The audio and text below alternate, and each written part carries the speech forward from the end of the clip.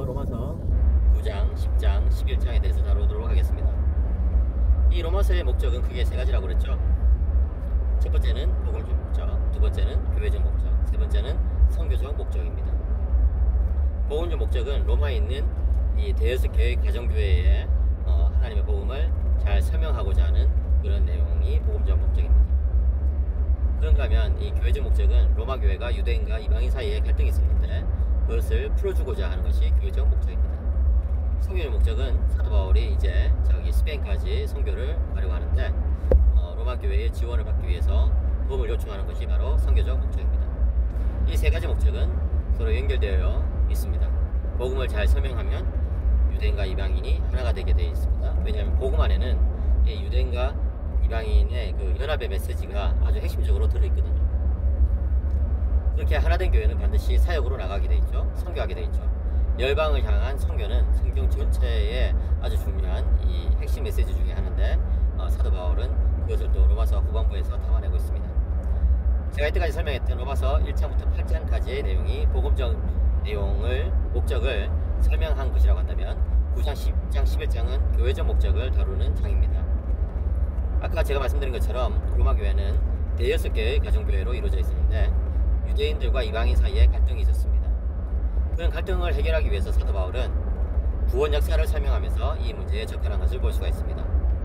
그러니까 사도 바울의 이 문제 해결법은 굉장히 본질적인 부분에서부터 이 접근해 들어가는 것입니다. 교회 문제는 바로 그렇게 본질에서부터 시작해가지고 풀어가야지 제대로 풀릴 수가 있거든요. 이 유대인과 이방인의 갈등의 제일 본질적인 문제는 뭐냐 했을 때 한마디로 말하면 누가 하나님의 백성이냐 하는 것입니다. 여러분, 누가 하나님의 백성일까요? 사도 바울이 로마서 9장에서 가르치는 가르침에 따르면 하나님께서 택하신 자가 하나님의 백성이라는 것입니다. 하나님의 백성이 되는 것에는 인간적인 조건이 개입될 수가 없습니다.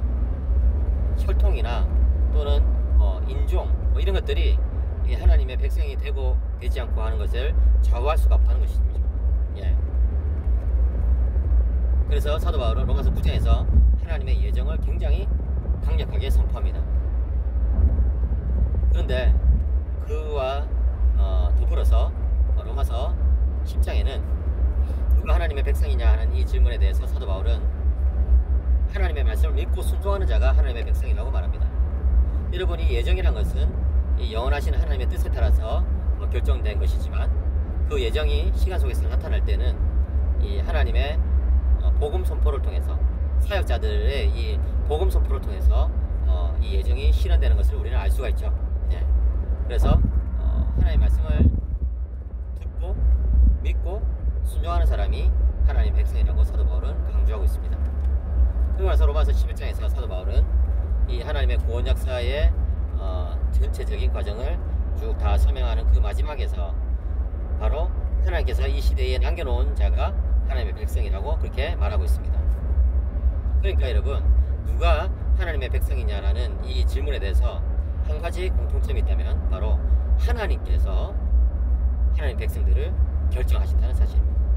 그리고 하나님의 그 뜻을 따라서 살아가는 사람만이 하나님의 백성이 된다는 것이죠. 이제 예수 그리스도께서 오신 지금 율법을 준수하느냐 그렇지 않느냐 하는 문제보다도 더 본질적이고 중요한 것은 바로 하나님을 믿고 하나님의 뜻을 따라서 살아가느냐, 그리고 하나님의 그 온전하신 예정을 그리스도 안에서 바라보면서 살아가느냐 하는 그런 것이 바로 이 하나님의 백성의 정체성의 제일 중요한 부분이라고 우리는 볼 수 있습니다. 예. 로드 존스는 이런 말을 남겼죠. 복음의 깊은 것으로 연합되지 못한 교회는 그 외에 아주 얕은 이유들로 분열하게 된다라고 말이죠.